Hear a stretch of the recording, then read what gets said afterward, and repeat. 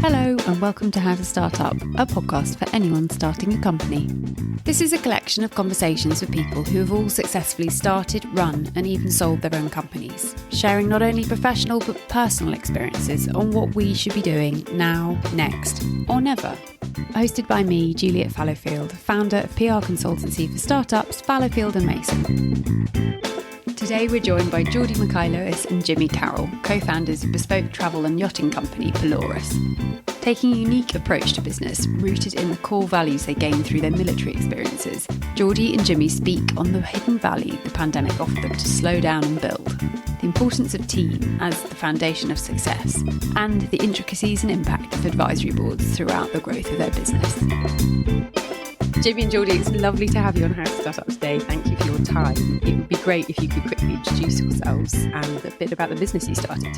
Sure. Well, Juliet, thank you very much for having us on your podcast. My name's Geordie Mackay-Lewis. I'm co-founder of Pelorus, and we create bespoke travel and yachting experiences that seek to transform our perspective on the world and our impact on the planet. And I'm Jimmy Carroll, co-founder of Pelorus. And just as Geordie said, I think we take a very different approach to travel and yachting.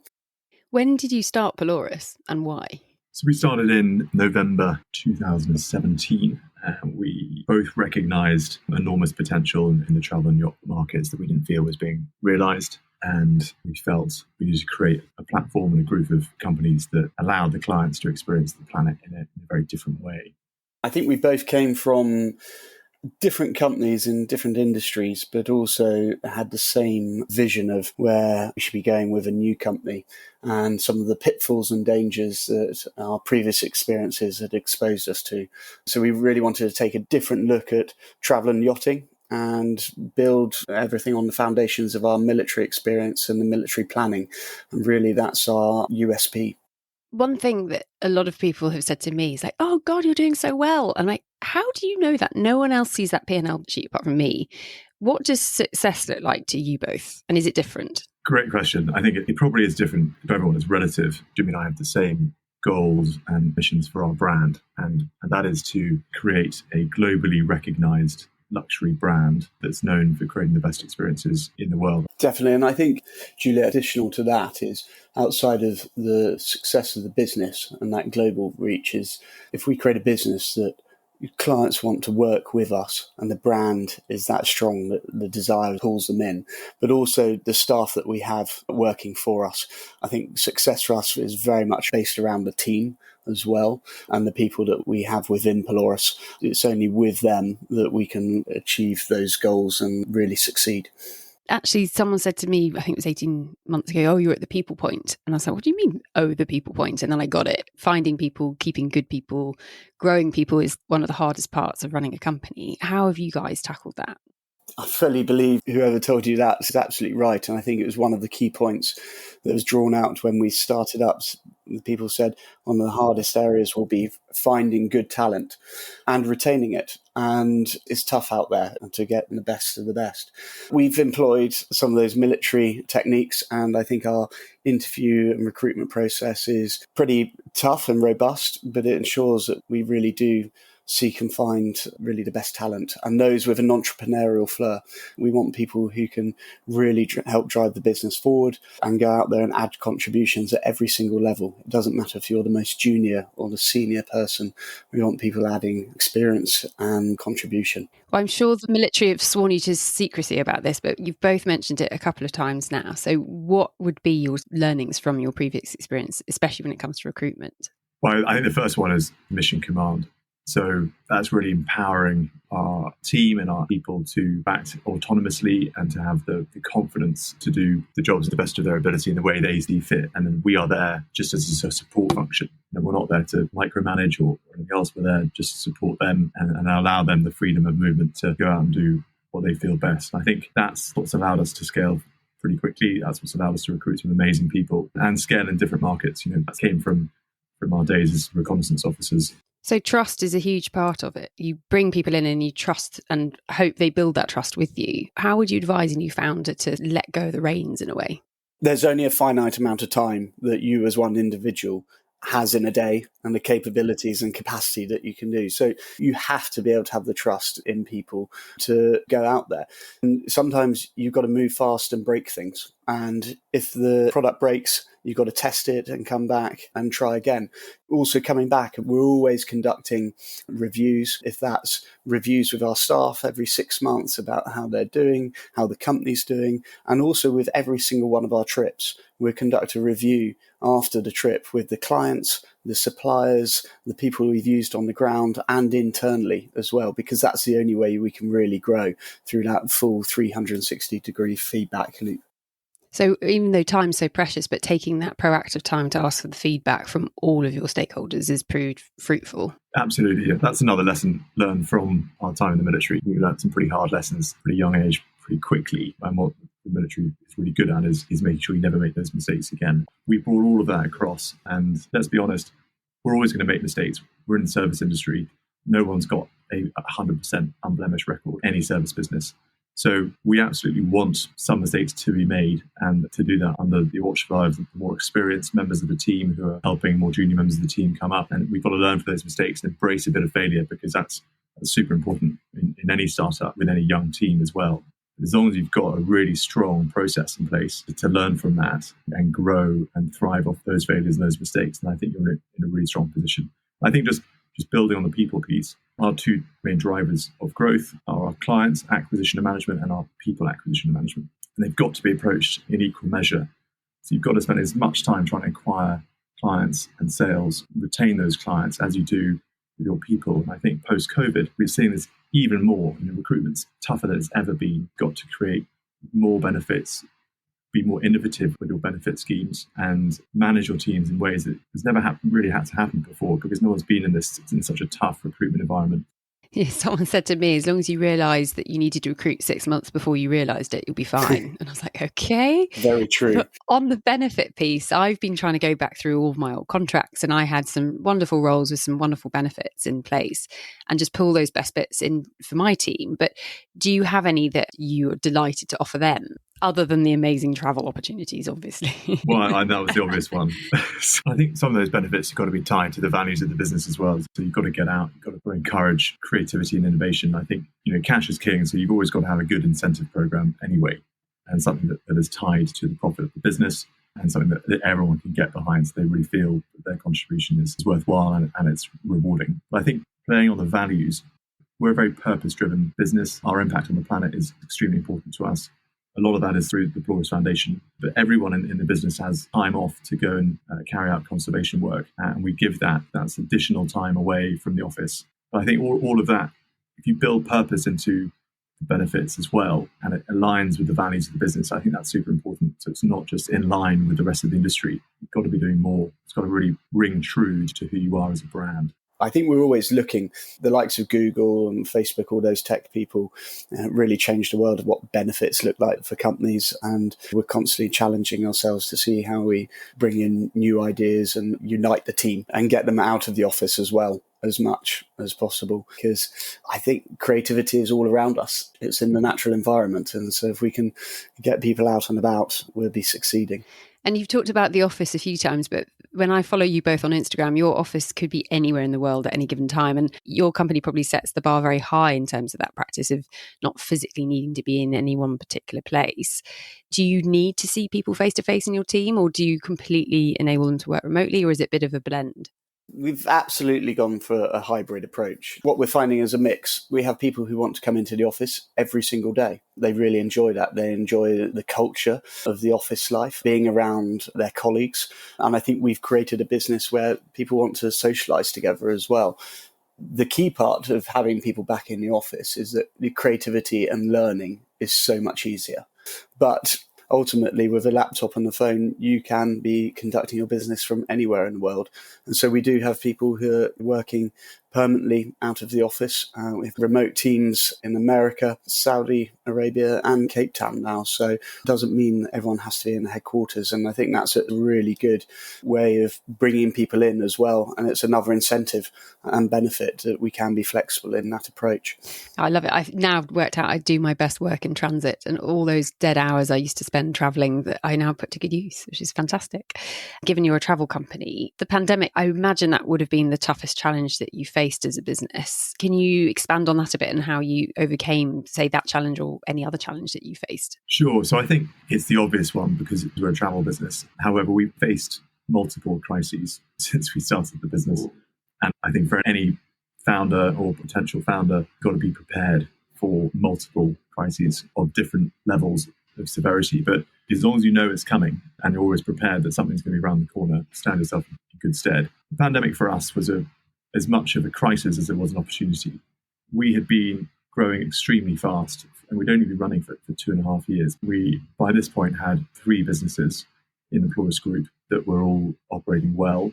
And Jimmy and I were constantly asking each other, when are we going to get some breathing space to do all the things we should have done right at the beginning, building the brand, building the website, building the product out. There's so much development work that we never got around to doing because we just sort of started trading quite quickly. When we created the name and the brand, we then launched the business 2 months later, and we're trading almost immediately. So it was just a round rush from then on. So actually, when the pandemic struck, after we got over the initial sort of shock of it and how serious it was for the business, we then went about refunding all our clients 100%. We were lucky enough to be able to do that. So our client retention was achieved. And then it was about, right, we've got this amazing opportunity of time off. We don't know how long it's going to be. But what can we develop and build? And what position can we put ourselves in when this is over? I think keeping the team motivated, keeping ourselves extremely focused on the end goal, which was the end of the pandemic, creating a strategy and a plan that was going to get us to that point and make sure that we came out the blocks sprinting was really important. And actually that leadership and strategy and plan and direction was what kept everyone going. Yes, it was tough, but actually with the right direction, clear thinking, and we knew it was going to be over at some point, actually it became this extremely interesting opportunity for us and enabled us to operate where we are now. Because without the pandemic, I think we'd still be trying to keep our head above water a little bit. You mentioned that any founder should be prepared for a challenge or a crisis. Is there practical advice that you'd offer them in terms of pipeline of budget or bandwidth of time or anything like that that you would sort of forewarn someone about? I think the key part to this is having a really good group or person, if you're small, that you can turn to and get advice from. Right from the beginning of building Pelorus, we wanted an advisory board, and we put that together from a number of people from different industries, which we'd be able to fall to and go, what, you've been there, you've done it. How can we test and adjust, and what can we learn from that, and how can we apply it to Pelorus? And very much at the beginning of the pandemic, because that was one of the biggest crises to hit, we turned to people and said, what would you do? What have you done before in maybe a financial crisis or something else? And it was that advice which was just invaluable. And we constantly look to our advisors to help us grow and strategize and look at how we enter new markets and to test and adjust and go, where are we going? Are we going in the right direction? So an advisory board is really key. And a lot of the times you can get that for free from your network and people around you. And as you grow bigger and bigger, then it possibly becomes executive directors. With an advisory board, do you pay them? Are they under contract? Do you have NDAs with them? How, from a practical perspective, do you tackle that? So we didn't pay anyone, and we're very lucky. There are a number of people who wanted to be involved with the brand and wanted to see it succeed. They believed in the concept and the approach. So to begin with, our advisory board has then morphed slightly over time with people adding value at different stages of the business. Now we're nearly 4.5 years old now, and we've been through fairly different situations. So different people add value in different places in the life cycle of the business. But do they officially know that they're your advisor? Yes. Yeah, absolutely. Yeah. You've got to make it quite clear. Instinctively, everyone loves giving advice. Everyone loves helping. And so you're always going to get great free advice. But I think you've got to formalize that a little bit and say, look, would you care to be my advisor for the next 24 months or sit on an advisory board? I'll lean on you maybe once a quarter for advice, maybe a phone call a month, whatever they're comfortable with, whatever time you have. But I think that is valuable to get people who've been through the mill and been through the journey. It really is invaluable. And then I think as you get more mature, then you get slightly more senior people who want more involvement. They might want a stake in the business. They might want to have involvement in another way. And therefore, things start costing a bit. But really, as you get bigger and older, you want that. You need that additional support. You need the additional grey hair and everything that brings. That's exactly why, for our advisors at the beginning, we wanted them from a number of different industries. So we could take that and then make our decisions based on multiple channels for that exact reason. I think, as Geordie is saying, everyone loves giving advice, and especially when you're starting out, they really want to give you their 2 pennies worth, and sometimes it can become quite overwhelming. It's quite funny because every founder's like, I'm just so busy, time is so precious, but I've definitely got time to share my advice. So you need to listen and then just take a step back and then go, okay, right, I'm going to make an assessment based on all of this, and then your decision process from there. And definitely the difference between a mentor and a coach I found really, really important. A mentor being someone who's done it before, who can tell you what they did and you learn from them, and then a coach that can bring out the answers from you. And we did some phenomenal coaching work a couple of days ago, actually, with someone called Hamish Mackay-Lewis, funnily enough, with the team about our values and our self-saboteurs. And it was absolutely game-changing in terms of our team communication and what we value in our work. And I recommend it to anyone. Given that I've heard you talk about Pelorus as a brand, and to me, I've always understood it as a business, how important is brand to you both? It's absolutely vital. And having come from this from a couple of different companies about brand identity, we knew right from the beginning that we needed to build a brand that would go out there and be the pinnacle of where we wanted to take Pelorus. So we spent a lot of time in the identity and the naming and what Pelorus looked like, and that initial launch, I think, really took people by storm. We're lucky. With the first 2 years, we built enough of a brand identity that actually when downturn came in, we had a strong brand already that people were already relating to. And that was a mixture of our organic marketing from social media to our website and what we're pushing out ourselves, to then PR through the press, in print and in digital. And then very much as the pandemic came in as well, we realised that one thing that we really needed to do was continue to drive the brand identity even more powerfully than before. So that word of mouth is just sort of really spiralling now in the best possible way.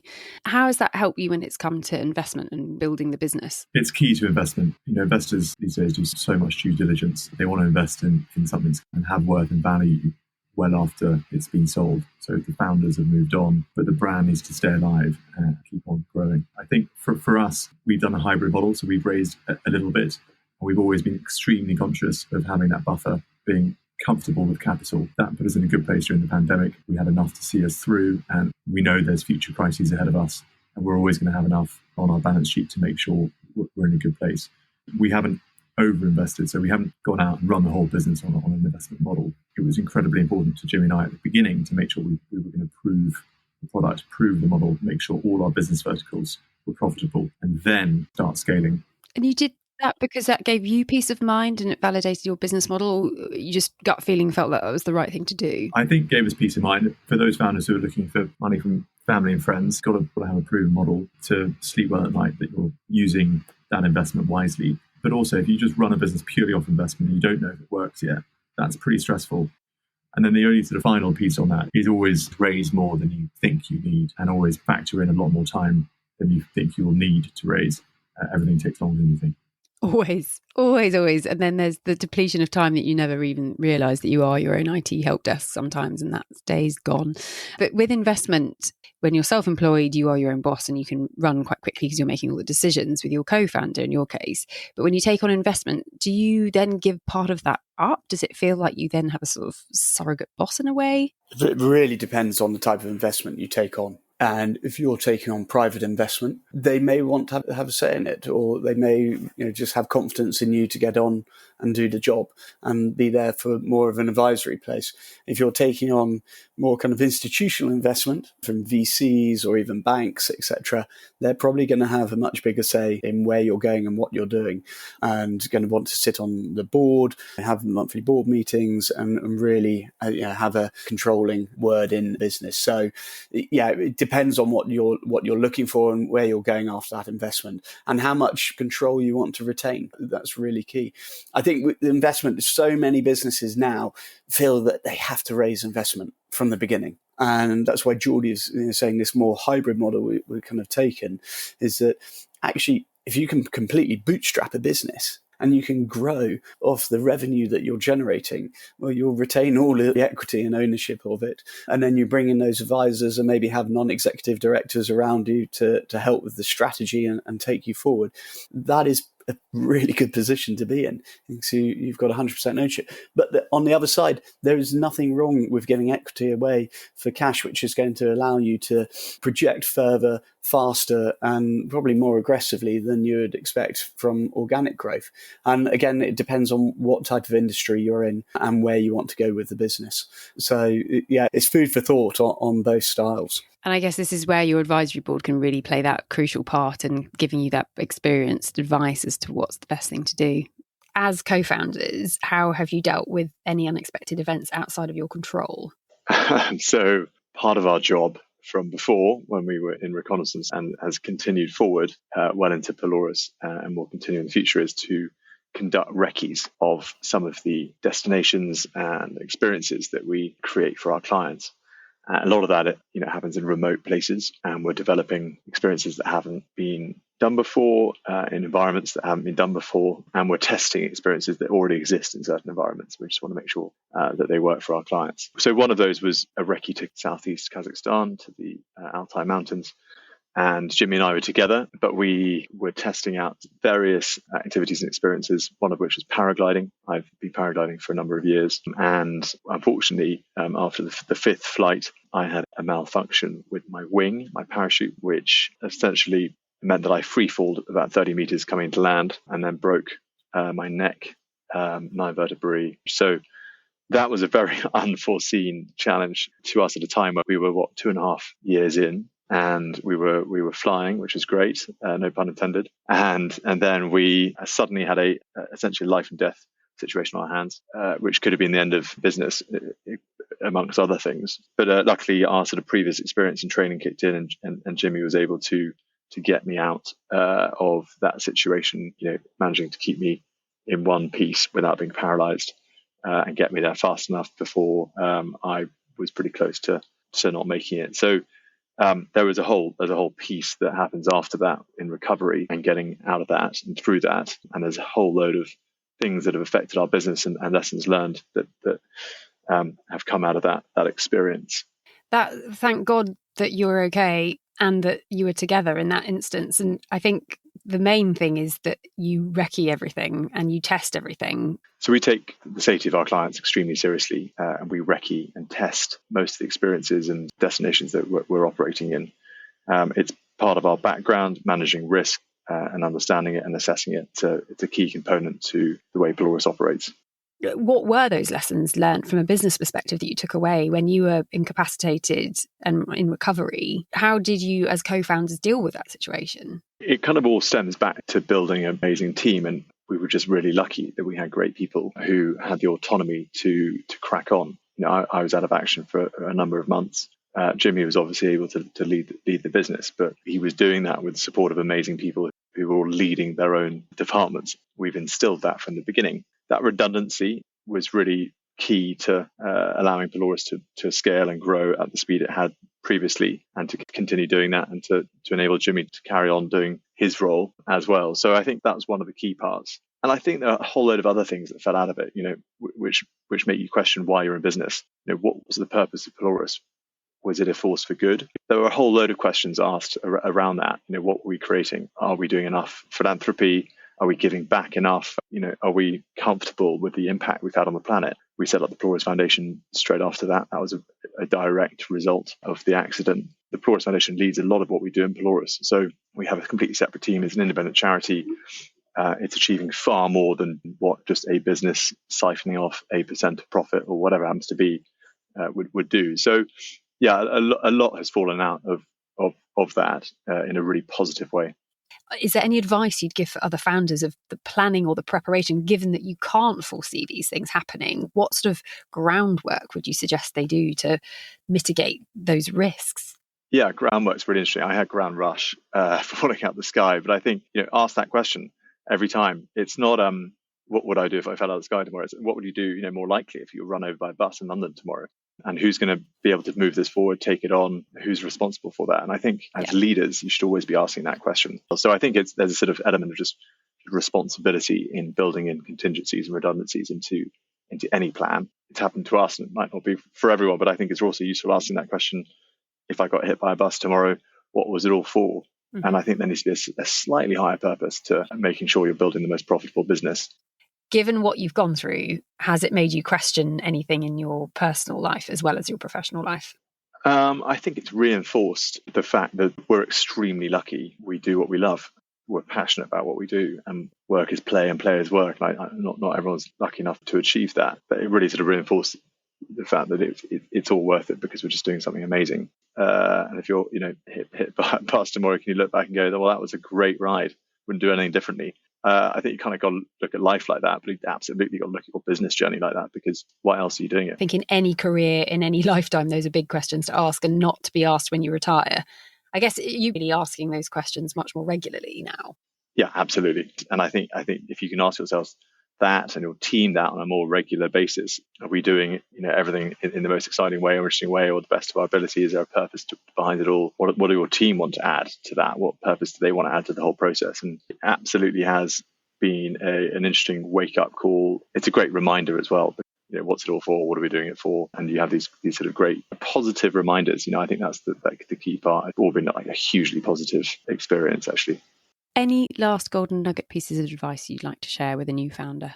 Stick at it. Let's not beat around the bush. It's tough, and it ought to be tough. That's what makes it so rewarding. Absolutely worth it. On that, given the incredible itineraries you put together, do you get more of a buzz from the business or from the trips that you do? Good question.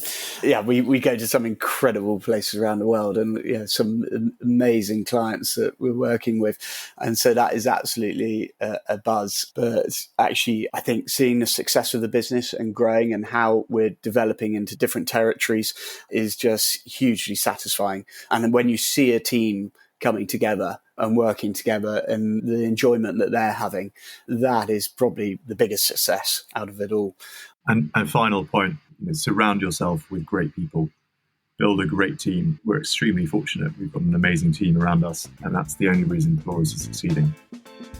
Thank you both so much for your time. It's been invaluable, and best of luck with all things Pelorus. Thank you. Thank you very much for having us. If you'd like to contact Geordie or Jimmy, you can find all of their details in the show notes, along with a recap of the advice that they have so kindly shared. Thank you for listening to How to Start Up. I hope these conversations offer you some confidence, encouragement, and reassurance that you're on the right track. If you enjoy this podcast, I'd be so appreciative if you were to rate, review, and subscribe, as it will really help other people starting a company discover it.